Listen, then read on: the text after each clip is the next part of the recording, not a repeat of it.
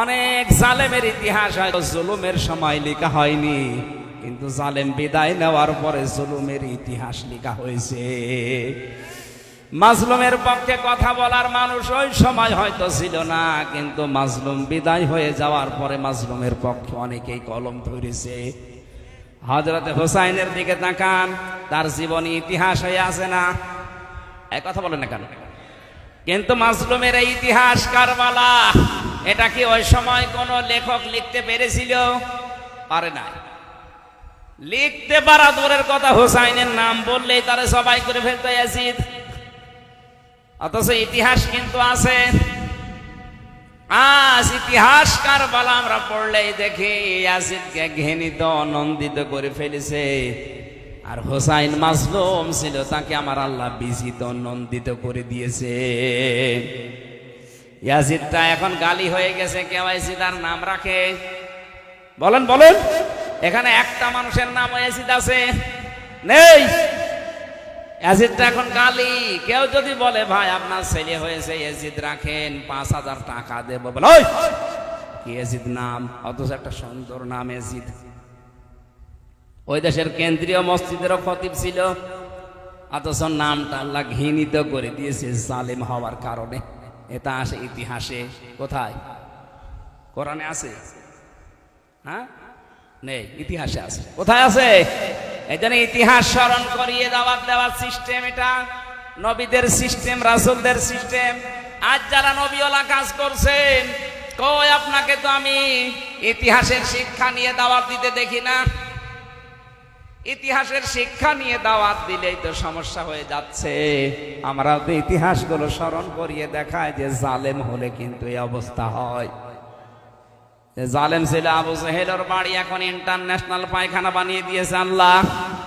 আপনার নাম যতই সুন্দর হোক, যদি জুলুম করে যান, হয়তো ইতিহাস এখন কেউ লিখছে না, লিখবে একদিন, সেদিন আপনার বাড়িকে আল্লাহ ইন্টারন্যাশনাল পায়খানা বানিয়ে দিতে পারে। ইয়াজিদের নাম যদি না রাখে, আপনার নাম রাখবে না কেউ। ওটা নামকে আল্লাহ ঘৃণিত বানিয়ে দেবে, গালি বানিয়ে দেবে। ইতিহাস থেকে শিক্ষা নেওয়া দরকার আমাদের। আলমার ও মা মানা হাব্বা, দুনিয়ায় যাকে বন্ধু বানাবেন, মহব্বত করবেন, নবীজি বলেন কিয়ামতে আল্লাহ পাক তোকে তার সাথেই তুলবে। যেন বিষয়টা যেহেতু গুরুত্বপূর্ণ, আল্লাহ জানে ইন্না মা এক আলিফ টান দিয়ে জানিয়েছেন অবশ্যই, কেবলমাত্র শুধুমাত্র আলিয়াকুমুল্লাহু ওয়া রাসূলুহু, তোমাদের একমাত্র বন্ধু হব প্রথমেই আমি আল্লাহ। আল্লাহ নিজে বলছেন আমি তোমাদের বন্ধু। এখন আল্লাহর সাথে কেউ যদি বন্ধুত্ব করতে চায়, অবশ্যই কিছু না কিছু দেনা পাওনা আছে, কিছু শর্ত মানা লাগবে। কথা বুঝতেছেন? হযরত ইদ্রিস নবীর কাছে আজরাইল একবার এসে বলেছিল আমি আপনার সাথে বন্ধুত্ব করতে চাই।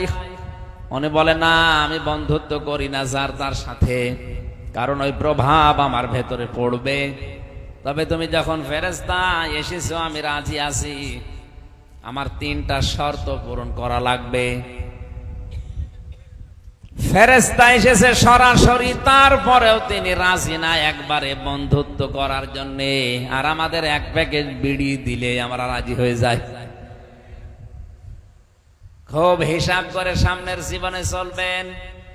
যার তার সাথে বন্ধুত্ব করা যাবে না, কিয়ামতে আবার না জানি তার সাথে ওঠা লাগে কিনা। আপনি এখনই নিজের বিবেককে বলেন তো, যার সাথে আপনার ভালোবাসা বন্ধুত্ব, কিয়ামতে যদি ওই লোকটার সাথে আপনাকে আল্লাহ ডাকে, ওর যা চরিত্র আপনি তো জানেন, এই কথা বলেন না কেন? আপনার কি মনে হয় যা ওর সাথে কিয়ামতে ডাকলে আল্লাহ আপনাকে মাফ করবে? বলছেন না, তার মানে তো ধরা খাবে। আপনি এখনো থামেন। মুহাম্মদ রাসূলুল্লাহ জানিয়েছেন, দুনিয়াতে আমি যদি আল্লাহ বাদে কাউকে বন্ধু হিসাবে গ্রহণ করতাম, তে আবু বকরকে বন্ধু হিসাবে গ্রহণ করতাম। যেহেতু আল্লাহ বাদে আমার আর কারো দরকার নেই, জানি আমি কাউকে বন্ধু মানি না, আমার একমাত্র বন্ধু আল্লাহ।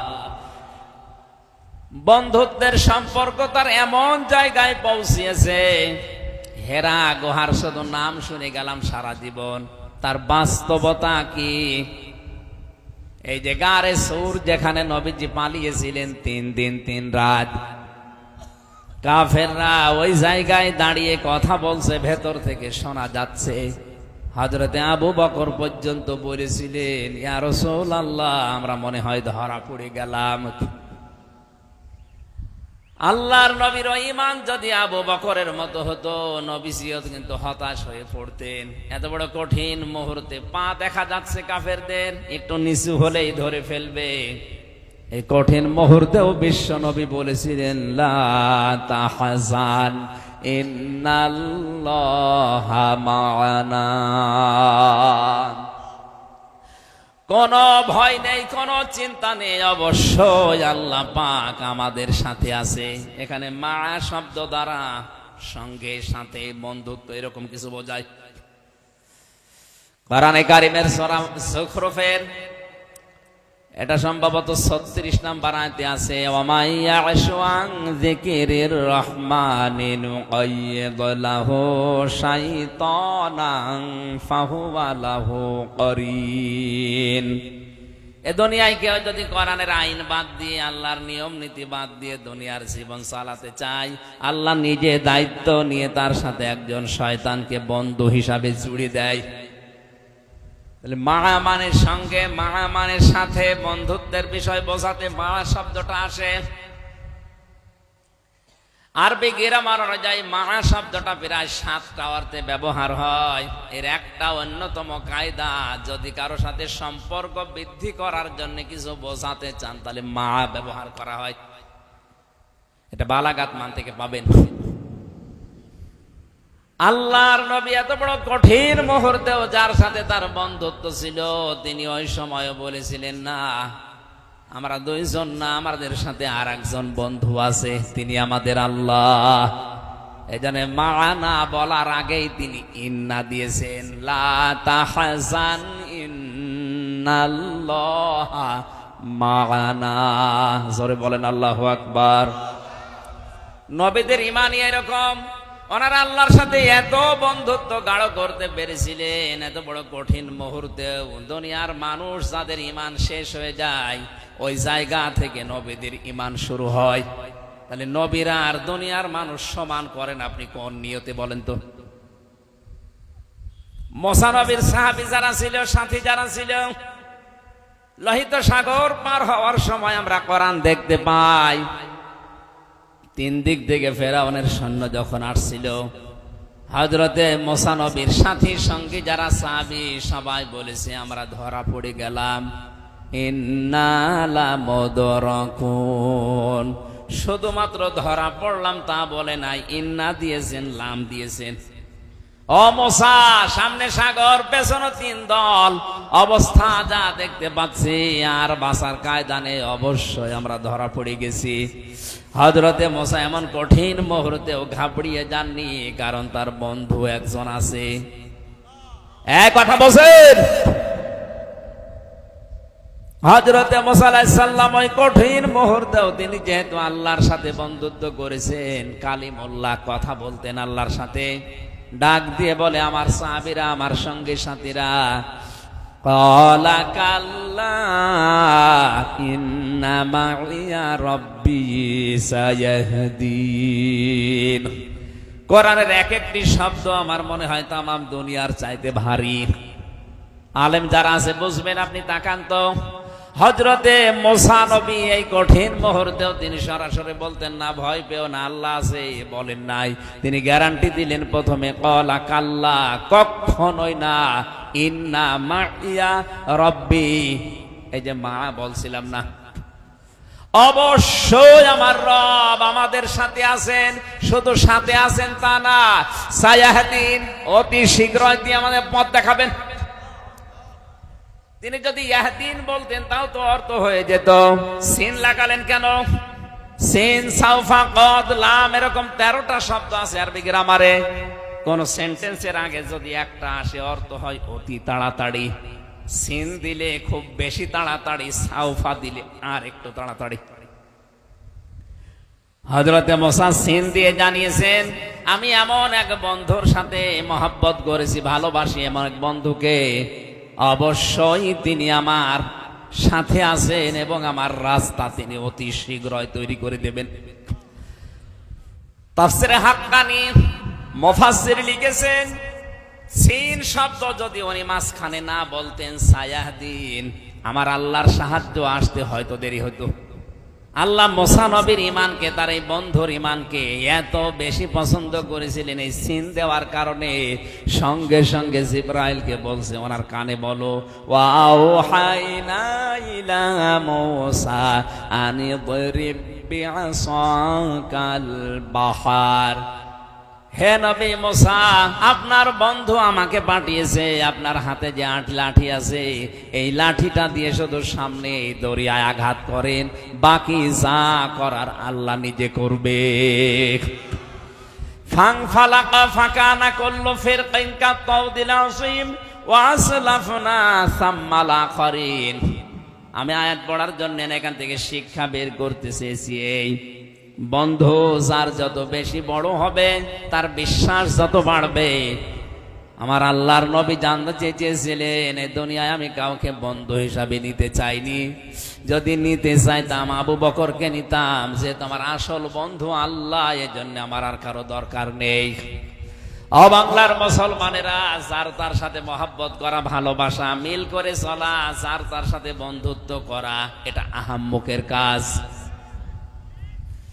আজকে থেকেই বাকি জীবন বন্ধুত্বের যে বিষয়টা, কারো সাথে সম্পর্ক করতে হলে খুব হিসাব নিকাশ করে করবেন, কারণ কার প্রভাব দিন দিন আপনার ভেতরে পড়ার সম্ভাবনা বেশি। আপনি যদি বিড়ি খোর, সিগারেট খোর এর সাথে মেলামেশা করেন, কিছুদিন পরে দেখবেন আপনিও লাঠি টানতেছেন। এই কথা বলেন না কেন? বাবা খোর, ডাল খোরের সাথে মিল করেন, কিছুদিন পরে বলবেন না আমি খাই না, আপনি খাবেন না মানে বাধ্য করবে। বিশ্ববিদ্যালয়ের বিভিন্ন ক্যাম্পাসে আমি যখন ছিলাম লালন শাহ হলে দেখেছি, তিনজন যদি হলে থাকে, এক রুমের ভেতরে তিনজন আছে, দুইজন এ লাঠি খায়, অনেকে বাবা খায়, ডাল খায়। একজন যদি বলে না আমি ওর ভেতরে নেই, ওই সাথে থাকতে থাকতে বাধ্য করে একদিন বলে আর কি, মাথা নিচু করে মন খারাপ করে বসে আছো, এই যে টান দাও, এক টানে সব চিন্তা দূর হয়ে যাবে। প্রথম এক টান দেয়, আস্তে আস্তে করে দেখা যাচ্ছে ও বিড়ি সিগারেট খোর হয়ে যায়। কথা বলেন ঠিক কিনা? এতক্ষণ পর্যন্ত আলোচনার সামারাইজ করে এইটাই বের করতে পেরেছি, যার তার সাথে আমরা আজকে থেকে আর বন্ধুত্ব। এই কথা বলুন, এটা শুধু দুনিয়ার বিষয় হলে আমি বলতাম না, এটা আখিরাতের সাথে সম্পর্কিত। যার সাথে মহব্বত, ভালোবাসা, বন্ধুত্ব হবে কিয়ামতে, কিন্তু তার সাথে আপনি উঠবেন। আল্লাহ জানে ইন্নামা শব্দ দিয়ে আয়াত শুরু করলেন, কেবলমাত্র শুধুমাত্র তোমাদের বন্ধু আমি আল্লাহ। আল্লাহু ওয়ালিয়ুল্লাযীনা আমানু। আমি আল্লাহ কার বন্ধু জানো? দুনিয়ায় যারা ঈমান আনে, আমি আল্লাহ নিজে তাদের বন্ধু হয়ে যাই। 750 কোটির উপরে মানুষ এই দুনিয়ায়, মাত্র 175 কোটি মানুষের আমাদের ঈমান আছে, আমরা দাবি করি আমরাই শুধু আল্লাহর বন্ধু, বাকি যা আছে 550 কোটি সব আল্লাহর শত্রু। বন্ধুর বিপরীত শব্দ কি? এই কথা বলছেন আপনি আর যাই করেন, হ্যাঁ বন্ধুত্বের হয়তো লেভেল আছে, আপনি ওই লেভেলে যেতে পারেননি। বন্ধু এমন একটা গুরুত্বপূর্ণ শব্দ, কোরআনে কারিমে আল্লাহ আয়াত নাযিল করেছেন বন্ধুর ব্যাপারে।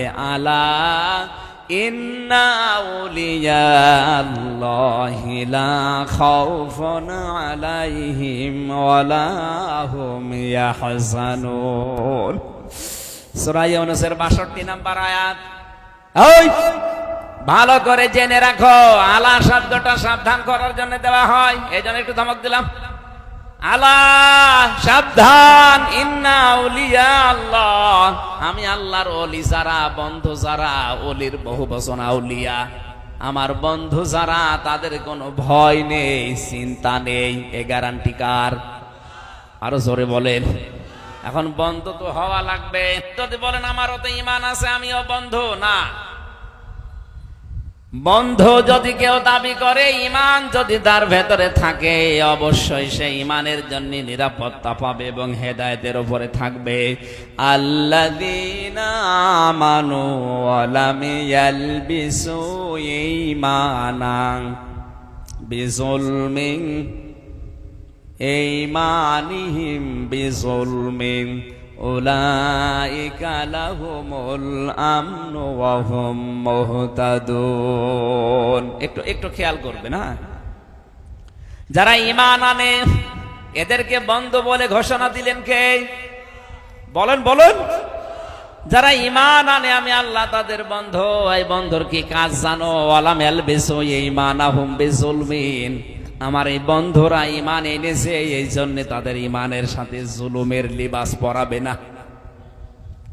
এখানে জুলুম মানে শিরিক, জুলুম মানে মানুষের তৈরি করা আইন। ঈমান আনার পরেও যারা শিরিকের সাথে নিজের ঈমানকে মিলিয়েছে, ঈমান আনার পরেও যারা মানুষের তৈরি করা আইন কানুন প্রতিষ্ঠার জন্য দল করে, আন্দোলন করে, আল্লাহ বলেন এদের নিরাপত্তা আমি আল্লাহর কাছে নেই, এরা আমার বন্ধু না। এ কথার লোড কত টের পাচ্ছেন আপনি? বিজুলমিন শব্দের দ্বারা ব্যাখ্যায় আমি পেয়েছি তাফসীরে ইবনে কাসিরে, কোন মানুষ যদি বলে আমার ঈমান আছে, আমি ঈমানদার, অবশ্যই ওই মানুষ তার ঈমানের সাথে জুলুমের লিবাস পরিধান করাবে না। জুলুম মানে সবচাইতে বড় জুলুম দুনিয়ায় শিরিক করা। বড় জুলুম কি? আরো জোরে বলেন বলেন। শিরিক কাকে বলে? না না, আল্লাহ যেটা পারে ওইটা অন্য কেউ পারে এই বিশ্বাস করার নাম। এই জবান খোলেন। আল্লাহ যেটা পারে ওইটা অন্য কেউ পারে বিশ্বাস করার নাম। মন থেকে জবাব দেবেন, এই পৃথিবী চালাতে যে আইন লাগে এটা দিতে পারে শুধুমাত্র কে? এটা আমি বানালাম নাকি? ইয়াকুলুনা হাল্লানা মিনাল আমরি মিন শাইইন, সূরা আলে ইমরান 164 না 54 নাম্বার আয়াতের মাঝের অংশে আছে। এটা 4 নাম্বার পারার 9 নাম্বার পৃষ্ঠা 3 নাম্বার লাইনে পাবেন। আল্লাহ পাক বলেন, হে নবী, ওরা জিজ্ঞাসা করে যে দুনিয়া তৈরি করেছে, এ দুনিয়া চালাতে তো আইন লাগে, এই আইন তৈরি করার ক্ষমতা আমাদের আছে? আপনি বলছেন মানে? আল্লাহ নিজে পরের আয়াতে জবাব দিচ্ছে, কুল ইন্নাল আমরা কুল্লাহু লিল্লাহ। হে নবী, আপনি দুনিয়ার মানুষকে এই কথা বলেন যে আইন তৈরি করার একমাত্র ক্ষমতা কার? আরো জোরে।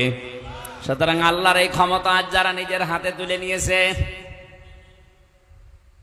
আপনি বলেন তো এই মানুষগুলো তাদের ঈমানের সাথে এই জুলুমকে একসাথে করে আল্লাহর সাথে শিরিক করছে কিনা?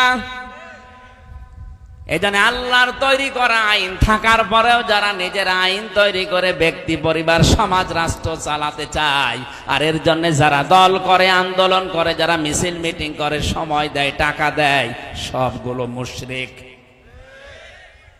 কথার অর্থ আপনি বুঝবেন না আমি জানি, কারণ আপনি যদি বুঝেও থাকেন না বোঝার ভান করবেন, আপনি মনে করবেন বুঝে ফেললেই তো সমস্যা, পরে বুঝবো।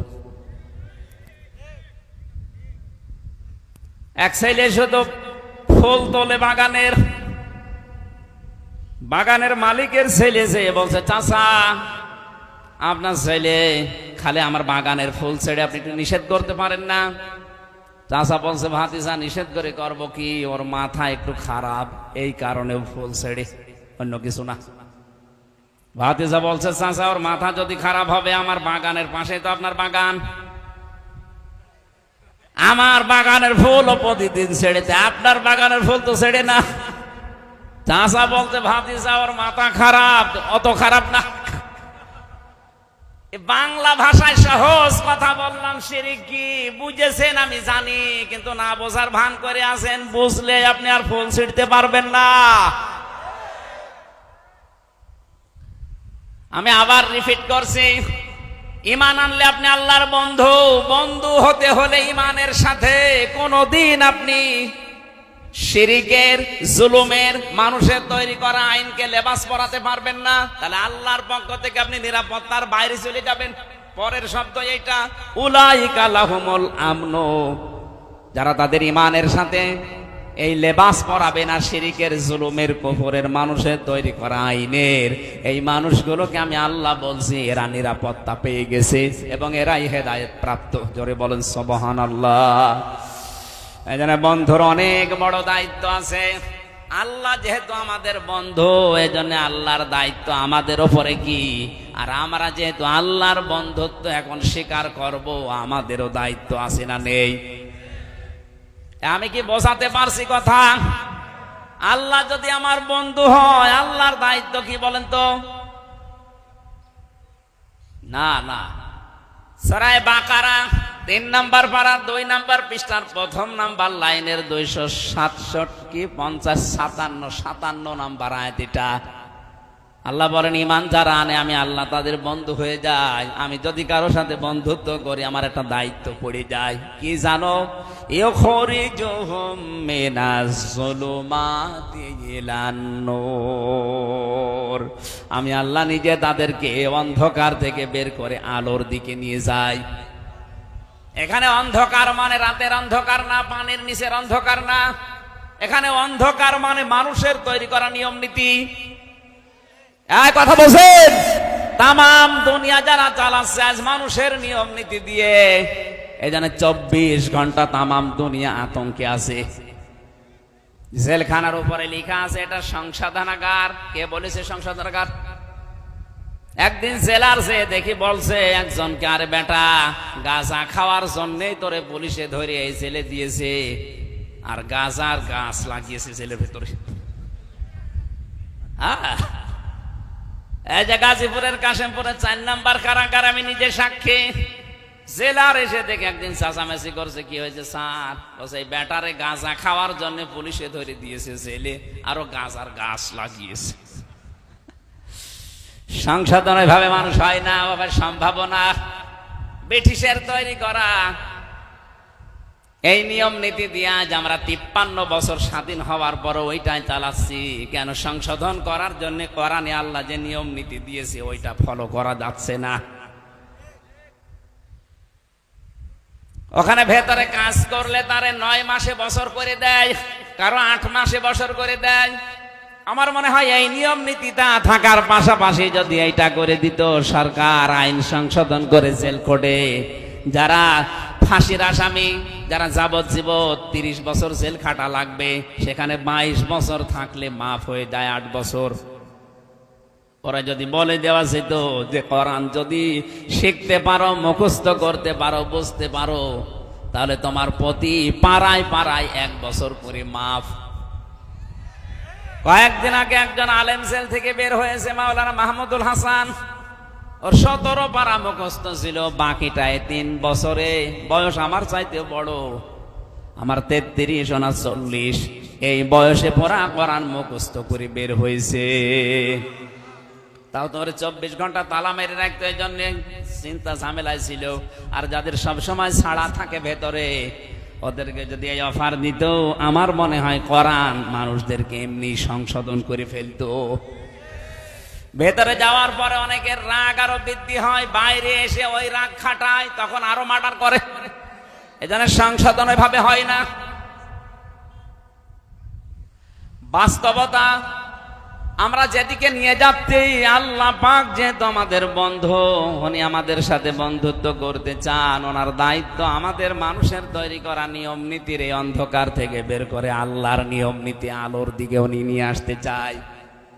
সিস্টেম অপর পৃষ্ঠায় দেখুন, আল্লাহ পাক বলেন, আমি আল্লাহ যদি কারো বন্ধু না হয়ে শয়তান যদি কারো বন্ধু হয়, কি করবে জানো? আল্লাযীনা কাফারু, এরপরে কি? হ্যাঁ, আউলিয়াউহুমুত তাগুতু ইখরিজুনাহুম মিনান নূরি ইলাজ যুলুমাত। আল্লাহ পাক বলেন, শয়তান যদি কারো বন্ধু হয়ে যায়, এই তাগুত কারো বন্ধু হলে তারও দায়িত্ব আছে। সে কি করে জানো? আলোর পথ থেকে বের করে অন্ধকারের দিকে নিয়ে যায়। এখানে আলো আল্লাহ 1 বচন দিয়েছেন, আর জুলুমাত বহু বচন দিয়েছেন। এজন্য অন্ধকারের পথ হাজারো, শিরিকের পথ অন্ধকারের পথ, কুফরের পথ অন্ধকারের পথ, বেদাতের পথ অন্ধকারের পথ, জুলুমের পথ অন্ধকারের পথ। এক কথা বুঝতেছেন? মানুষের তৈরি করা আইন এগুলো অন্ধকারের পথ। শয়তান মানুষদেরকে আল্লাহর ইসলাম থেকে বের করে করে ওই সমস্ত জুলুম, শিরিক, কুফর, বেদাতের দিকে নিয়ে যায়। এটা তার বন্ধুত্বের দাবি। এজন্য আমাদের উচিত হচ্ছে আমরা যদি আল্লাহর সাথে বন্ধুত্ব করি, আল্লাহ পাক যদি আমাদেরকে এই নিয়ম নীতি অন্ধকার থেকে বের করে ইসলামের দিকে, আলোর দিকে নিয়ে আসে, তাহলে বুঝবেন আপনি আল্লাহর বন্ধু হয়েছেন। এবার আসেন শর্তে। কোন মানুষ যদি আল্লাহর বন্ধুত্বের দাবি করে, তাকে 4টা শর্ত দুনিয়ায় পূরণ করা লাগবে। কয়টা? আরো জোরে। 1 নম্বরে আল্লাহ যে চিঠি পাঠিয়েছেন বন্ধুত্ব করার জন্য, চিঠি তারে পড়া লাগবে। রমজান কোরআন নাজিলের মাস, এই চিঠি পাওয়ার মাস। আজকে থেকে সিদ্ধান্ত নিয়ে বাড়ি যাবেন, যতদিন আমি এই চিঠি শুদ্ধ করে না পড়তে পারবো ততদিন আমার কোনো দম নেই। এক কথা বুঝতেছেন? রমজান মাস এসেছে, চলে যাবে। আজকে 6 রোজা চলছে। দেখতে দেখতে আর 24টা দিন পার হয়ে গেলে বছরে মাস আবার 1 বছর পরে ঘুরে আসতেও পারে, আপনার কাছে নাও আসতে পারে। কিন্তু আপনি যদি এখন সিদ্ধান্ত নিয়ে যান যে আমি আল্লাহর সাথে বন্ধুত্ব করতে চাই, আর আল্লাহ তার বন্ধুত্বের প্রথম শর্ত দিয়েছে যে তার এই চিঠি শুদ্ধ করে পড়া লাগবে, আমি যেভাবেই হোক এটা শুদ্ধ করে পড়বই, এই নিয়ে তো যদি লেগে পড়েন, আলিফ বা তাসা পড়েন, আপনি অসুবিধা নেই। এ অবস্থায় পড়তে পড়তে যদি মারা যান, আপনি তালেবে এলেম হয়ে মরবেন, আপনার কোনো হিসাব নেই। তালেবে এলেম শুধু 8 বছর 10 বছরের বাচ্চাদেরই বলা হয় না, এ মুরব্বিও তালেবে এলেম হতে পারে। কোরআন শেখার জন্য যে যখন থেকে আরম্ভ করবে ওইটাই তালেবে এলেম। ওইটা কি? এলেম তলবকারী ছাত্র। সুতরাং ওই অবস্থায় যদি তালেবে এলেম কেউ মারা যায়, তার পেছনের অপরাধ কিন্তু ওই মুহূর্তে আল্লাহ মাফ করে দেয়। এই সুযোগটা আমরা কাজে লাগাতে পারি কিনা? শুধু আল্লাহর এই চিঠি বন্ধুত্বের শর্ত পূরণে পড়লে হবে না, এটাকে বুঝতে হবে। বাংলাদেশ সহ আজ বিশ্বের দিকে তাকান। আজকে আমি একটা আলোচনায় ছিলাম ঢাকা কাঁটাবনে, অনেক গুরুত্বপূর্ণ 2টা পয়েন্ট আমার মনে পড়ছে। আজ ইহুদিরা মাত্র 60 লাখের মতো ফিলিস্তিনে, ইসরায়েলে, অথচ তামাম দুনিয়ার 750 কোটি মানুষ শাসন করছে। 60 লাখ মানুষ। মানুষ তো তারা বেশি না, কিন্তু 2টা কাজ তাদের বেশি। 1 নম্বরে তাদের পড়াশোনা, 2 নম্বরে তাদের ত্যাগ শ্রম। ওদের লেখাপড়ার সিস্টেম সব জায়গায়, এবং ওদের ত্যাগ, ওদের শ্রম তাই এত বেশি। এই 2টা জিনিস ওদের সাথে আছে, এই জন্য তামাম দুনিয়া আজ তাদের হাতের নিচে। আমাদের মুসলমান আমরা কম না, পৃথিবীর এখন আমরা 2য় সারিতে আছি। তামাম দুনিয়ায় সবচাইতে বেশি মানুষ বাস করে খ্রিস্টান ধর্মে, এরপরে আছি আমরা। অথচ তামাম দুনিয়ায় আমরা 2য় থাকার পরেও শুধু মায়ের খাচ্ছি। কথা বলে ঠিক কিনা? আমাদের মায়ের খাওয়ার পেছনে কারণ 1 নম্বরে আমাদের পড়াশোনা নেই। কি নেই? বলেন বলেন। কোরআনের প্রথম শব্দ নামাজ পড়ো, রোজা রাখো, হজ করো, যাকাত দাও না। আগে প্রথম শব্দ আল্লাহ বলেছেন ইকরা, পড়ো। আজ আমাদের পড়াশোনা নেই, জন্য এই দেশে অনেকে অনেক ভাবে আমাদেরকে বোকা বানিয়ে ধোঁকা দিয়ে ব্যবসা করে খাচ্ছে। আপনি যদি পড়াশোনা করে বুঝতে পারতেন, আমার মনে হয় আপনাকে দিয়ে কেউ পিটিয়েও শিরিক করাতে পারতো না। আজ হাজারো মাজারে যে শিরিক গুলো হচ্ছে, অধিকাংশ গুলোই না জানার কারণে। এই জন্য এটা আগে শুধু পড়লে হবে না, এটা বুঝতে হবে আমাদের। এই রমজানে শুরু থেকে শেষ পর্যন্ত একটা বোঝার সিস্টেম চালু করেন যে আমি বুঝতে চাই। প্রতিদিন 1 পারা করে মাতৃভাষায় অর্থগুলো শেষ করেন। 30 দিনে শেষ হয়ে গেলে দেখবেন আপনাকে দিয়ে আর কেউ শিরিক করাতে পারবে না। আমি গ্যারান্টি দিচ্ছি। আপনি করেন না কেন?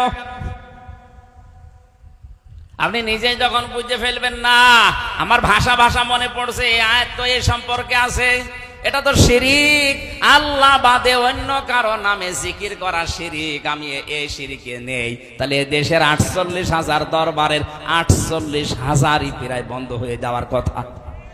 কারণ অধিকাংশ দরবারে দেখেন আল্লাহর নামের পাশাপাশি জিকির হয় অন্য কারো নামে, এমনকি অনেকে আল্লাহর নামকে খণ্ডিত করে ডাকে। আর এটা তো কোরআন বলছে জায়েজ নেই। অলিল্লাহিল আসমাউল হুসনা ফাদউহু বিহা ওয়া দারুল্লাযিনা ইলহিদুনা ফি আসমাই। আল্লাহর বহু সুন্দর নাম আছে, ডাকো তাকে, কিন্তু সাবধান আল্লাহর নাম খণ্ডিত করে, এলহাদ করে, উল্টা পাল্টা করে, কাটছাট করে ডাকবা না। সুতরাং যারা আলী বাবা, শাহ আলী বাবা, দয়াল বাবা, পাগলা বাবা, আগলা বাবা করে ডাকছে, ওটা তো একেবারেই মাইনাস। আর যারা আল্লাহর নামকে খণ্ডিত করে ডাকছে হো হো, এটাও মাইনাস। এক কথা বলেন না কেন? যারা আল্লাহর কালেমাকে ভাগ করে ইল্লাল্লাহ ইল্লাল্লাহ বলে ডাকছে, তারাও মাইনাস হয়ে যাবে। কারণ এলহাদ শব্দের শাব্দিক অর্থ হচ্ছে উলট পালট করা। কে আপনাকে পারমিশন দিয়েছে আল্লাহর এই কালেমাকে ভাগ করার? বলেন। কোরআনে আল্লাহ তাই দিয়েছেন লা ইলাহা ইল্লাল্লাহ, শুধু লা ইলাহা লা ইলাহা এতটুকু আল্লাহ কোরআনে বলতে পারতেন না? আপনার বানানো শক্তি, খোড়া শক্তি আমরা মানি না। আপনি দেখাবেন রসুলের 63 বছরের জীবনে এরকম ছিল কিনা? এক কথা বলেন না কেন? একটা হাদিস আপনি, একটা আয়াত আপনি কোরআন থেকে নিয়ে আসতে পারবেন যে পরা জীবনে নবীজি এরকম জিকির কোনদিন করেছে? নবীজি যেটা করে নাই, কোন কারণে আপনি এটা বানিয়ে মানুষের ভেতরে ইবাদত বলে চালাচ্ছেন? বলেন। বানানো দলিল যদি আপনি বানান যে ওমাই ইয়াগফিরুয যুনুবা ইল্লাল্লাহ, এই যে কোরআনে আছে ইল্লাল্লাহ, এই জন্য আমি বলছি আরে বেটা এটা ইস্তেফহাম, এটা প্রশ্নবোধক চিহ্ন, ইন্টারগেটিভ সেন্টেন্স। এটা আল্লাহ পাক বলতে চাচ্ছেন সূরা আলে ইমরানের আয়াতে যে ওমাই ইয়াগফিরুয যুনুবা ইল্লাল্লাহ, আমি আল্লাহ বাদে গুনাহ মাফ করার কেউ আছে কি? আরে ভাই, এটা প্রশ্ন করছে আল্লাহ, কেউ কি আছে আমি আল্লাহ বাদে গুনাহ মাফ করার? আর ও বলছে না, এই যে ইল্লাল্লাহ পাওয়া গেছে, এই জন্য আমরা করছি। কুল লা ইয়ালামু মান ফিস সামাওয়াতি ওয়াল আরদিল গায়বা ইল্লাল্লাহ, এটা সূরা কাসাসের ভেতরে আছে, নামলের ভেতরে আছে, 20 নাম্বার পারার 1ম নাম্বার পৃষ্ঠা 13 নাম্বার লাইনে আছে। আল্লাহ পাক বলেন নবী আপনি বলেন আসমান জমিনে আমি আল্লাহ বাদে কেউ গায়েব জানে কি? এটা ইন্টারগেটিভ সেন্টেন্স। এই শব্দ জুড়ে নিয়ে কেউ যদি বলেন আয় তো পাওয়া গেছে, এই এখন থেকে শুরু করো, আপনি এই জন্য বলছি পুরা কোরআনটা একবার পড়েন, আপনাকে কেউ ধোঁকা দিয়ে বোকা বানিয়ে ইবাদত করাতে পারবে না, আপনি নিজেই বুঝে ফেলবেন না এত বানানো। কারণ আল্লাহর নামের সাথে কোনো এলহাদ চলবে না, কাটছাট। এই কথা বুঝতেছেন? আপনি শুধু সুবহান সুবহান বলতে পারেন না, বলা লাগবে সুবহানাল্লাহ। শুধু আলহামদ আলহামদ বলতে পারবেন না, যদি জিকির করতে চান বলা লাগবে আলহামদুলিল্লাহ। শুধু আকবার আকবার হবে না, আল্লাহু আকবার বলা লাগবে। এই কথা বুঝতেছেন? শুধু লা ইলাহা লা ইলাহা হবে না, বলা লাগবে লা ইলাহা ইল্লাল্লাহ। এই জন্য বলছিলাম আল্লাহর এই চিঠি শুধু পড়লে এখন থেকে হবে না, একবার বোঝার চেষ্টা চালান, রমজানে আপনি আল্লাহর বন্ধু হতে পারবেন। 3 নাম্বার, এটা বুঝলেই হবে না, এটা নিজে যতটুকু বুঝবেন প্র্যাকটিক্যাল লাইফে ততটুকু মিলাবেন। আজ বাংলাদেশে কোরআন কম মানুষ পড়ছে না। আমরা অনেকে একটা জরিপ পেয়েছিলাম জানুয়ারি মাসে, 100 জনের 95 জন কোরআন শরীফ শুদ্ধ করে পড়তে পারে নাই বাংলাদেশে। হ্যাঁ, এটা ঠিক আছে, কিন্তু পড়ে অনেকেই, শুদ্ধ হোক আর অশুদ্ধ হোক পড়ে অনেকেই। আমাদের প্রধানমন্ত্রী যিনি, উনিও পর্যন্ত তাহাজ্জুদের নামাজ পড়ে, ফজরের নামাজ পড়ে, কোরআন পড়ি, এরপরে যায় অফিসে। কথা বলছেন না কেন? যাই পড়েছে কোরআন, যাই বুঝেছে, ওই অনুযায়ী যদি প্র্যাকটিক্যাল লাইফে মিলাতে মিলাতে যেত, এই দেশের কোনো টাকা বেগম পাড়ায় পড়ে থাকতো না। যেই হোক ওখান থেকে টাকা নিয়ে আয়, নাই তো তোরে আমি দেশে থাকতে দেব না, এই ঘোষণা যদি দিয়ে দিত যত টাকা বেগম পাড়ায় পড়ে আছে টাকা নিয়ে আসবে, নাই তোরে সহ বেগম পাড়ায় পাঠিয়ে দেব। টাকাগুলো আসলে এই দেশের হাজার হাজার মানুষের কর্মসংস্থান তৈরি হতো। কথা বলছেন না? কথা, এটা আমাদের প্র্যাকটিক্যাল লাইফে আজ সেট নেই, এই জন্য আমরা হতাশায় আছি। 4 নাম্বারটা একটু ঝামেলা, এই জন্য এটা আমি বাদ দিয়ে দিলাম। বলেন বলে আমি মায়ের খাই না, আমি ওর ভেতরে নেই। 4 নাম্বারটা কঠিন, এই যে হুজুরের কাছে শুনে নেবেন পরে। আপনি আবার 3 বছর পাঠাবেন আমারে, আমি আর এখন যেতে চাচ্ছি না ভাই। 4 নাম্বারটা আমি বলতে পারবো না, 3 নাম্বার পর্যন্ত বললাম, এই তো ভালো। আপনি এখন থেকে শুদ্ধ করে পড়ার চেষ্টা চালান, বসেন আর নিজে যতটুকু বুঝতেছেন মানেন। 4 নাম্বারটা চোখ বুঝে বলেই ফেলি, যা হয় হোক। আল্লাহর নবী বলেন, আল্লাহকে যদি বন্ধু হিসাবে পেতে চাও, তুমি যতটুকু জানো ওটা যেন অন্য কেউ মানে, এই পরিবেশ তৈরি করে দাও। এটা যে যেখানে আছে তার দায়িত্ব থাকবে ওই রকম। আপনি শুধু নিজে মানবেন হবে না, আপনি যেন মানুষ মানতে পারে সেই পরিবেশ করে দেবেন। বাংলার 18 কোটি মানুষ মানতে পারে এই পরিবেশ একজন তৈরি করে দিতে পারে, তিনি আমাদের। কথা বলেন না কেন? এই জন্য আল্লাহ ওনার নামে একটা আলাদা আয়াত দিয়েছেন। এখন যদি বলেন হাসিনা নামে কোন আয়াত বলেন? আছে কি? আমি কি বানানে বলছি, বানিয়ে বলছি?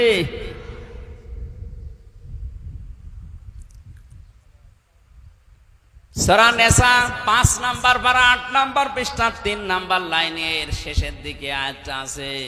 আমাদের প্রধানমন্ত্রীর নামই আল্লাহ ধরেছে, আমি ধরতে পারলাম না। আল্লাহ পাক বলেন, আল্লাহ ওয়ার রাসূল ফাউলাইকা মা'আল্লাযীনা আন'আমা আল্লাহু আলাইহিম মিনান নাবিয়্যিনা ওয়াস-সিদ্দীকিনা ওয়াশ-শুহাদা'i ওয়াস-সালিহিন ওয়া হাসুনা উলাইকা রাফীকা। আল্লাহ ওনার নামে একটা আয়াত দিয়েছেন, সূরা হাসর 41 নাম্বার আয়াত। আল্লাযীনা ইম্মাক্কান্নাহুম ফিল আরদি আকামুস সালাতা ওয়া আতাবুজ যাকাহ ইলা আখিরি আয়াত। আল্লাহ পাক বলেন, আমি যাকে ক্ষমতার চেয়ারে বসাবো তার 4টা কাজ হবে। ক্ষমতায় যেই প্রথম নাম্বারে সে নামাজের বিল পাশ করে দেবে। এই দায়িত্ব আমির হামজার। এক কথা বলুন, এ দায়িত্ব এ সভাপতির। কার? যিনি দায়িত্বে আছে মেন জায়গায় তার। আল্লাহ তার নাম ধরে বলেছেন, আল্লাযীনা ইম্মাক্কান্নাহুম ফিল আরদ। ক্ষমতার চেয়ারে যেই লোকটা বসবে তার প্রথম দায়িত্ব নামাজের বিল আনা। বাংলাদেশে আজ চুরি, ডাকাতি, ছিনতাই, রাহাজানি, ধর্ষণ বন্ধ করার জন্য একটা বিধানই যথেষ্ট, নামাজ। এটা কায়েম করে দেন, এমনি বন্ধ হয়ে যাবে এগুলো, আমি গ্যারান্টি দিচ্ছি কোরআনের দিকে তাকিয়ে। ইন্নাস সালাতা তানহা আনিল ফাহশাই ওয়াল মুনকার। অবশ্যই নামাজ নামাজিকে অশ্লীল ফাহিশা কাজ থেকে বিরত রাখবেই। শুধু রাখবে বলেননি আল্লাহ, ইন্না দিয়েছেন রাখবেই। আল্লাহর গ্যারান্টি মিথ্যা? আমরা তো মিথ্যা পাচ্ছি, কারণ আমি তো নামাজ পড়ি না। এই জন্য ছিনতাই বন্ধ হয় না, এই জন্য চুরি ডাকাতি বন্ধ হয় না, ধর্ষণ বন্ধ হয় না। এগুলো বন্ধ করার জন্য নামাজ দরকার আছে না নেই? যতদিন রাষ্ট্রীয়ভাবে নামাজ কায়েম না হয়, মুসলিম হিসাবে আমার নিজের ফরজ দায়িত্ব মনে করে আজরাইল যতদিন না আসে ফরজ নামাজ আমরা ছেড়ে দেব না। এই পারবেন এটা? কিয়ামতে যত প্রশ্ন করা হবে সর্বপ্রথম কিন্তু এই প্রশ্ন আগে, আউয়ালু মা ইউহাসাবু বিহিল আবদু ইয়াউমাল কিয়ামাতিস সালাহ। কিয়ামতের সর্বপ্রথম প্রশ্ন হবে বান্দা নামাজ পড়তে কিনা বল। যারা নামাজ পড়েন না কি জবাব দেবেন আপনি?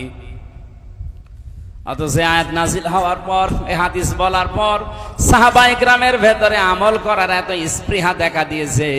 হযরতে আব্দুল্লাহ আনসারী রাদিয়াল্লাহু তাআলা আনহুর জীবনীতে পেয়েছি, উনি মসজিদে যেতেন সবার পেছনে, আসতেন সবার আগে। হযরত ওমর একবার নালিশ দিলেন, ইয়া রাসূলুল্লাহ, এই লোকটা আসে সবার পেছনে, চলে যায়, আপনার সালাম ফেরানো হতে হতেই মনে হয় মুনাফিক। নবীজি বললেন, আন্দাজে ধারণা করা যাবে না, চলো দেখি। বাড়িতে গেলেন, সালাম দেওয়ার পরে 3 বারের পরে তিনি বের হয়ে আসলেন। ডাক দিয়ে বলে, আব্দুল্লাহ, তুমি জানো আমি নবী যদি কারো উপরে নারাজ হয়ে যায়, মহান আল্লাহ তার উপরে নারাজ হয়ে যায়। তোমার বাড়ির সামনে এসে আমি তিনবার ডাক দিলাম, এত দেরি করলে কেন আসতে? হযরতে আব্দুল্লাহ বলে, ইয়া রাসূলুল্লাহ, আপনার মুখে আমি শুনেছি কিয়ামতে নাকি সর্বপ্রথম আল্লাহ নামাজের হিসাব নেবেন।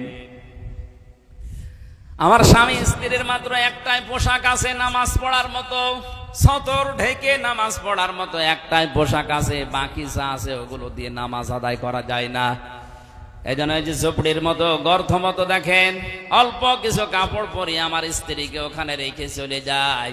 জলদি করে জামাতে নামাজ ধরি, কারণ জামাতে নামাজ পড়লে 27 বার নামাজ পড়ার সওয়াব পাওয়া যায়।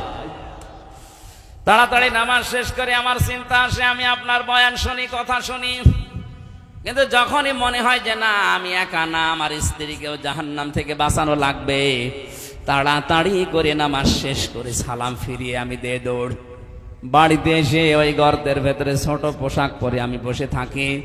স্ত্রী আমার নামাজে দাঁড়ায়। আমি কোরআনের আয়াত জানি, ও আনফুসাকুম ওয়া আহলিকুম নার। ওহে যারা ইমানের দাবি করো, নিজেকে জাহান্নাম থেকে যেমন বাঁচাবে তোমার আহাল পরিবারদেরকেও বাঁচাও। এখানে একটা কথা আছে, শুধু নিজে বাঁচা জাহান্নাম থেকে ফরজ, নিজে বাঁচা বলেন না কেন? আর স্ত্রী পরিবার সন্তানাদি যারা আছে তাদের বাঁচানো ফরজ, তাদের বাঁচানোর চেষ্টা যেটা করবেন ওই চেষ্টাটা ফরজ। তারা যদি না বাঁচতে চায় তাহলে আপনার আর দায়িত্ব নেই, কিন্তু চেষ্টা করা এটা ফরজ আপনার জন্য। আপনি নামাজের কথা, রোজার কথা, পর্দার কথা স্ত্রীকে বললেন, যদি আপনার হুকুম মতো না চলে তখন আপনার আর দায়িত্ব নেই, কিন্তু আপনাকে চেষ্টা করা লাগবে। চেষ্টা যে সমস্ত ধরনগুলো আছে, 7 বছরে নামাজের আদেশ দাও, 10 বছরে নামাজ পড়তে বলো, 12 বছরে নামাজ না পড়লে পিটিয়ে বের করে দাও, 15 বছরে নামাজ আদায় না করলে ওর সাথে সম্পর্ক ত্যাগ করো। এরকম কঠিন সিস্টেমগুলো যদি আপনি পালন করতে পারেন, আমার কথা বুঝতেছেন? শুধু আমরা মনে করছি না দায়িত্ব তো পালন করেছি, বললাম খোকা নামাজ পড়লো না, আমি করবো কিনা? যে ধাপগুলো আছে ধাপগুলো আগে মেনে নেন। স্ত্রীর ক্ষেত্রে ওই রকম 4 কারণে বউ পিটানো জায়েজ আছে। এটা আবার কেটে সেটে বাদ দিয়ে বলুন না, স্ত্রীর গায়ে হাত তোলা জায়েজ আছে 4টা কারণে। যদি কেউ ফরজ নামাজ না পড়ে বউ, তাহলে পিটিয়ে হলেও নামাজ পড়ানো লাগবে। ফরজ নামাজ বউ পড়ে না, এই জন্য পিটিয়েছেন কয়দিন? হাত তোলেন তো।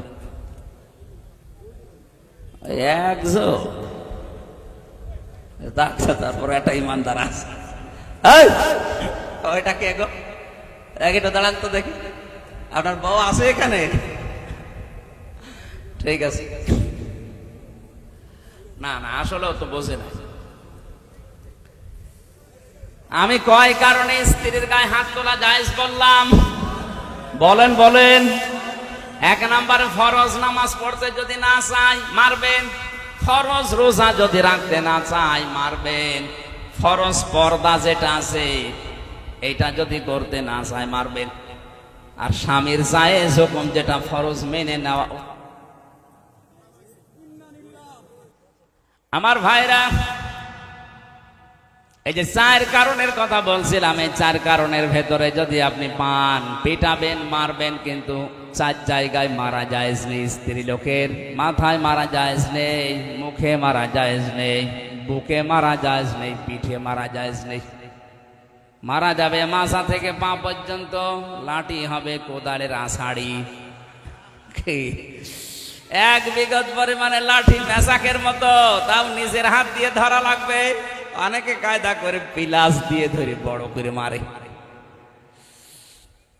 তার মানে স্ত্রীর গায়ে হাত তোলা ঠিক না, এটা ইতর মানুষের কাজ। সংসার যদি না টিকতে মনে বলে বা না টেকে আপনি গায়ে হাত তুলবেন না, বাদ দিয়ে দেন। কথা বুঝতেছে? বউ মারে যারা, ওগুলো ইতর। কি মেয়ে লোক অন্তত এবার খুশি যে আমাদের গায়ে আর হাত তোলার। আমার স্ত্রীকে বাঁচাতে হবে জাহান্নাম থেকে, এই কারণে তাকে নামাজে দাঁড় করিয়েছি। এসে আপনি যখন ডাক দিচ্ছিলেন, আমার স্ত্রীর প্রথম রাকাত চলছিল, নামাজের অবস্থায় আমি তাকে ডাকবো কি করে? তৃতীয়বার ডাক দিয়েছেন, তৃতীয়বার ডাক দিয়েছেন। স্ত্রী তাড়াতাড়ি নামাজ শেষ করে ওই গর্তের ভেতরে ছোট পোশাক পরে বসেছে। আমি ওই যে পোশাকটা নিয়ে আপনার সামনে চলে এসেছি। হে নবী, যদি বেয়াদবি হয় আমারে মাফ করে দেন। বিশ্বনবী আমার কেঁদে ফেললেন। ডাক দিয়ে বলে, সাহাবীরা কি মনে করছিলে তোমরা? আর এর অবস্থা কোন জায়গায় পৌঁছিয়েছে? একটাই মাত্র পোশাক ছিল নামাজের মতো স্বামী স্ত্রীর, এরপরও জামাতে ফরজ নামাজ আমার সাহাবী ছেড়ে দেয়নি। নবীজি তাকিয়ে দেখলেন উঠানের উপর একটা বাচ্চা বাঁধা, চেন দিয়ে, শিকল দিয়ে, দড়ি দিয়ে, রশি দিয়ে বেঁধে রেখেছে ছোট্ট বাচ্চা। আল্লাহর নবী বললেন, আব্দুল্লাহ আনসারী, তোমার কথা শুনে আমি খুশি হয়েছি, কিন্তু এ কি করেছো? এতটুকু বাচ্চা বেঁধে রেখেছো, তুমি এত নিষ্ঠুর কেন? সাহাবী বলে, হে রাসূল, আমার স্ত্রী তো ছোট পোশাক পরে বাইরে আসতে পারে না। ওই পোশাকটা নিয়ে আমি কর্মজীবনে যাই খাদ্যের সন্ধানে, খাবারের জন্যে। আমার ছোট্ট সন্তান এ বাড়ির ভেতরে যে একটা বাঁকা খেজুর গাছ, ওই যে বাঁকা খেজুর ওখান থেকে পড়ে, ওটা ইহুদির বাগান থেকে বাঁকা হয়ে এসেছে। পাকা পাকা খেজুর ওখান থেকে পড়ে। আমার সন্তান না বলে হয়তো খেয়ে ফেলতে পারো, তো ছোট মানুষ বোঝে না। আমি মুসলমান দাবি করি, আপনার মুখে শুনেছি লা ইয়াদখুলুল জান্নাতা জাসাদুন গুযিয়া বিল হারাম। ওই শরীর জান্নাতে যাবে না যেটা হারাম দ্বারা লালিত পালিত হয়। আমার সন্তান হারাম জিনিস খেয়ে শরীর বানাবে, ও তো জাহান্নামে যাবে। ওকেও বাঁচানো আমার দায়িত্ব। এই জন্যে কষ্ট হলেও যতক্ষণ বাইরে থাকি ওরে শিকল দিয়ে বেঁধে রাখে। আমার মনে হয় এরকম মানুষ মুসলমান এখন আমাদের দেশে ভরি ভরি। কোথায় আছে আল্লাহর বিধান আমাদের সামনে? এজন্য আমাদের এখান থেকে শিক্ষা নেওয়া লাগবে। কোন মানুষ যদি আল্লাহর বিধানকে গুরুত্ব না দেয়, আল্লাহ নিজে তার দায়িত্ব ছেড়ে দেয়। আপনি আল্লাহর বন্ধু দাবি করছেন, অথচ আল্লাহর বিধানগুলো মানুষ যেন মানতে পারে সেই ব্যবস্থা করে দিতে পারেন না। আল্লাহর কসম, আপনি 14 বার হজ করে আসলেও আল্লাহর বন্ধু হতে পারেননি। 2 নম্বরে আমাদের বন্ধু হবে, আল্লাহ বলছেন রসুলকে।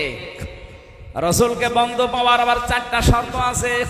সূরা বাকারা আছে 129 নম্বর আয়াত, 151 নম্বর আয়াত, সূরা আলে ইমরান 164 নম্বর আয়াত, সূরা জুমায় 2 নম্বর আয়াত। কোরআনে আল্লাহ 4 জায়গায় আয়াতটা দিয়েছেন যে রসুলকে কেউ যদি বন্ধু হিসাবে পেতে চায়, এই 4 দফা কর্মসূচি দুনিয়ায় পালন করা লাগবে। 1 নম্বরে ইয়াতলু আলাইহিম আয়াতিহি। রসুলের 1 নম্বর কাজ ছিল তিনি আয়াত তেলাওয়াত করে মানুষকে শোনাতেন। আয়াত মানে শুধু কোরআনের আয়াত না, আয়াত মানে নিদর্শন। আয়াত মানে বলেন বলেন ইতিহাস, এটা আয়াত। ইতিহাস কার আয়াত? আল্লাহ পাক বলেন আল্লাহ আসরি, ইতিহাসের কসম।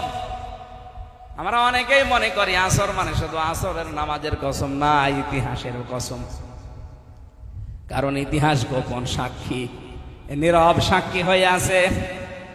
অনেক জালেমের ইতিহাস হয়তো জুলুমের সময় লেখা হয়নি, কিন্তু জালেম বিদায় নেওয়ার পরে জুলুমের ইতিহাস লেখা হয়েছে। মাজলুমের পক্ষে কথা বলার মানুষ ওই সময় হয়তো ছিল না, কিন্তু মাজলুম বিদায় হয়ে যাওয়ার পরে মাজলুমের পক্ষে অনেকেই কলম ধরেছে। হযরতে হুসাইনের দিকে তাকান, তার জীবনী ইতিহাস হয়ে আছে না? এক কথা বলেন না কেন? কিন্তু মাজলুমের এই ইতিহাস কারবালা, এটা কি ওই সময় কোন লেখক লিখতে পেরেছিল? পারে না। লিখতে পারা দূরের কথা, হুসাইনের নাম বললেই তারা সবাই করে ফেলতো ইয়াজিদ। অথচ ইতিহাস কিন্তু আছে। আজ ইতিহাস কারবালা আমরা পড়লেই দেখি ইয়াজিদকে ঘৃণিত নন্দিত করে ফেলেছে। আর হুসাইন মাজলুম ছিল, তাকে আমার আল্লাহ বিজিত নন্দিত করে দিয়েছে। ইয়াজিদটা এখন গালি হয়ে গেছে, কেউ ইয়াজিদার নাম রাখে? বলেন বলেন, এখানে একটা মানুষের নাম ইয়াজিদ আছে? নেই। ইয়াজিদটা এখন গালি। কেউ যদি বলে ভাই আপনার ছেলে হয়েছে ইয়াজিদ রাখেন, 5000 টাকা দেব, বলে ওই কি ইয়াজিদ নাম, অথচ একটা সুন্দর নাম ইয়াজিদ। ওই দেশের কেন্দ্রীয় মসজিদেরও খতিব ছিল, অথচ নামটা আল্লাহ ঘৃণিত করে দিয়েছে জালেম হওয়ার কারণে। এটা আসে ইতিহাসে, কোথায়? কোরআনে আছে? হ্যাঁ, নেই, ইতিহাসে আছে। কোথায় আছে? এই জন্য ইতিহাস স্মরণ করিয়ে দাওয়াত দেওয়ার সিস্টেম এটা, নবীদের সিস্টেম, রাসূলদের সিস্টেম। আজ যারা নবীওয়ালা কাজ করছেন, কই আপনাকে তো আমি ইতিহাসের শিক্ষা নিয়ে দাওয়াত দিতে দেখি না। ইতিহাসের শিক্ষা নিয়ে দাওয়াত দিলেই তো সমস্যা হয়ে যাচ্ছে। আমরাও তো ইতিহাসগুলো স্মরণ করিয়ে দেখায় যে জালেম হলে কিন্তু এই অবস্থা হয়। জালেম ছিল আবু জেহেলের বাড়ি, এখন ইন্টারন্যাশনাল পায়খানা বানিয়ে দিয়েছে আল্লাহ। আপনার নাম যতই সুন্দর হোক, যদি জুলুম করে যান, হয়তো ইতিহাস এখন কেউ লিখছে না, লিখবে একদিন। সেদিন আপনার বাড়িকে আল্লাহ ইন্টারন্যাশনাল পায়খানা বানিয়ে দিতে পারে। ইয়াজিদের নাম যদি না রাখে, আপনার নাম রাখবে না কেউ। ওটা নামকে আল্লাহ ঘৃণিত বানিয়ে দেবে, গালি বানিয়ে দেবে। ইতিহাস থেকে শিক্ষা নেওয়া দরকার আমাদের। আমি এখন বিস্তারিত বলতে পারছি না, সময়গুলো সংক্ষেপ করে আমি আমার সামারাইজ করে ফেলছি। এই আয়াতগুলো 4টা আয়াত বললাম, আপনি বাড়িতে যে একটু বাংলাটা দেখে নিন তাফসির সহ। 3 নম্বরে তোমাদের বন্ধু হবে ইমানদার। বাংলাদেশে ইমানদার ওইটা যার ভেতরে 3টা গুণ পাওয়া যাবে। আল্লাযীনা ইউকিমুনাস সালাতা, যারা নামাজকে দাঁড় করানোর জন্য চেষ্টা চালায়। ওয়ায়ুতুনা যাকাতা, সম্পদ থাকলে যাকাত দেয়। কিসের? আপনার শরীরটাও তো সম্পদ। এই সম্পদের যাকাত আছে না নেই? বলেন বলেন। আল্লাহর নবী বলেন, এ পৃথিবীর প্রতিটি জিনিসের যাকাত আছে। শরীরের যাকাত হচ্ছে রোজা রাখা। এই রমজান রোজা রাখার জন্য আল্লাহ দিয়েছে। হাতির মতো শরীর নিয়ে রোজা রাখেন আর বলে হুজুর আমার গ্যাস। গ্যাস মানে রোজা রাখলে গ্যাস আর ভালো হয়। ফামান শাহিদা মিনকুমুশ শাহরা ফালিয়াসুমহু, দুনিয়ায় কেউ যদি রোজার মাস পায়, আল্লাহ পাক বলেন সে যেন অবশ্যই রোজা রাখে। এ নির্দেশকার। সুতরাং যারা রোজা রেখেছেন আলহামদুলিল্লাহ, যারা রাখতে পারেন না আজকে থেকে শুরু করবেন।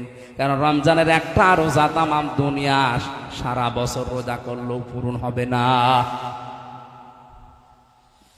প্রতিটি জিনিসের যাকাত হিসাব করে যারা দেয়, সম্পদের যাকাত এই যে এখন শুরু করছে অনেকে।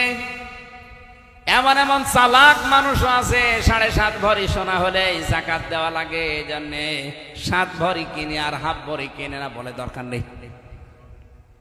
অন্যান্য সম্পদ আবার আলাদা আলাদা কিনে রেখেছে, 7 ভরি পর্যন্ত শেষ, 7.5 ভরি আমি জীবনও করব না। অথচ যাকাতের যে সিস্টেম গুলো আছে, আপনার ব্যবসায়িক মাল, আপনার পরিবারের যে মাল আছে, ব্যাংকে যে টাকা পড়ে আছে, শুধু ব্যবহারিক জিনিসপত্র বাদ দিয়ে 1 বছরে খাইয়ে দে যদি 75,000 টাকার উপরে কারো কাছে টাকা থাকে, তার 100 টাকায় 2.5 টাকা যাকাত দেওয়া। কি? যারা এই যাকাত দেবে তারা হবে ইমানদারের বন্ধু। আর যাকাত আছে জরিমানা মনে করে অনেকে যাকাতকে। অহম রাকিউন, যারা রুকুকারীদের সাথে রুকু করে, তার মানে আল্লাহর বিধানকে সমাজে প্রতিষ্ঠা করার জন্য যারা ঐক্যবদ্ধ হয়। রুকু মানে শুধু মাথা নত করা না, আল্লাহর বিধানকে রূপ দেওয়ার জন্য যারা আজ ঐক্যবদ্ধ হচ্ছে, এরাই রুকুকারী। এই 3টা গুণ যাদের ভেতরে আছে, এই মানুষগুলো হচ্ছে ইমানদার। আর এদের সাথে বন্ধুত্ব করার নির্দেশকার। এই আয়াতটা মেনে চলার তৌফিক আল্লাহ তুমি আমাদের দান করো, বলেন আমিন। সম্মানিত মা বোন যারা এসেছেন, বিশ্বনবী মুহাম্মদ রাসূলুল্লাহ আপনাদেরকে মেরাজের রাত্রে জাহান্নামে দেখেছেন 2টা কারণে। 1 নম্বরে ওরা কথা লাগালাগি করে, তালাতালি করে বেশি, এর কথা ওর কাছে লাগিয়ে সম্পর্ক নষ্ট করে দেয়। আর 2 নম্বরে স্বামীর নাফরমানি করে। সারা জীবন ঠিক আছে, হঠাৎ একটা জিনিস কম হলে খোঁটা দেয়। এরকম বউ আছে কার হাত তোলেন তো? যাকে একজন, আমার এই ওয়াজ করার দরকার নেই। সম্মানিত মা বোনেরা, আমি আশা করছি আমার এই ছোট্ট কথায় আপনি বুঝতে পেরেছেন জাহান্নামে যাওয়ার কারণ কি। এখন থেকে তালাতালি করার অভ্যাস বাদ দেবেন। দুনিয়া একদিকে যাক, আপনি তালাতালি করবেনও না, এ গীবত কারো কাছে শুনবেনও না। যেখানে গীবত শুরু হবে আস্তে করে উঠে চলে যাবে। আর গীবত তো করাই যাবে না। 2 নম্বরের স্বামীর নাফরমানি না। আপনার স্বামী তো আর ফেরাউন না। এত বড় জানোয়ার মার্কা স্বামী দুনিয়ায় কারণে, তারপরেও আসিয়া কোনোদিন স্বামীর নামে বরদোয়া দেয়নি। এই জন্য আল্লাহ নিজে তার জন্য জান্নাতে ঘর বানিয়েছে। আর আপনার স্বামী এত সুন্দর স্বামী পেয়েছে, এরপরও সারা জীবন মাথার ঘাম পায়ে ফেলে লোকটা চেষ্টা চালাচ্ছে সুখে রাখার জন্য। একটা শাড়ি কম হলে বাবা মা তুলে গালি দেয় আর বলে তোর ঘরে এসে জীবনে কিচ্ছু পেলাম না, তোর আমল আখলাক নামাজ রোজা পর্দা সব শেষ। আল্লাহ মেয়েদের হেফাজত করো, বলেন আমিন। একজন মহিলাকে আল্লাহ নিজে সালাম দিয়েছেন জীবিত অবস্থায়, যার নাম খাদিজা। এ স্বামী ভক্তির কারণে আল্লাহ মেয়েদেরকে খাদিজা আসিয়ার মতো হওয়ার তৌফিক দাও, আমিন। এটা একটা মাদ্রাসা মনে হয় না? ছেলে মেয়েদেরকে আগে এখানে নুরানিতে 3 বছর পড়াবেন, এরপরে ডাক্তার ইঞ্জিনিয়ার বৈজ্ঞানিক এসি ডেসি যা বানাবেন, কোনো অসুবিধা নেই। আগে এখানে 3 বছর পড়িয়ে নেন, তাহলে ওই ছেলে কোনোদিন নেশাখোর হবে না, বাপ মাকে বৃদ্ধাশ্রমে রেখে আসবে না, আর জীবনে ও দুর্নীতিতে জড়াবে না। আমি গ্যারান্টি দিয়ে গেলাম আপনাকে। আপনি 3 বছর আগে পড়িয়ে নেন, এরপরে যেখানে দেবেন দেন।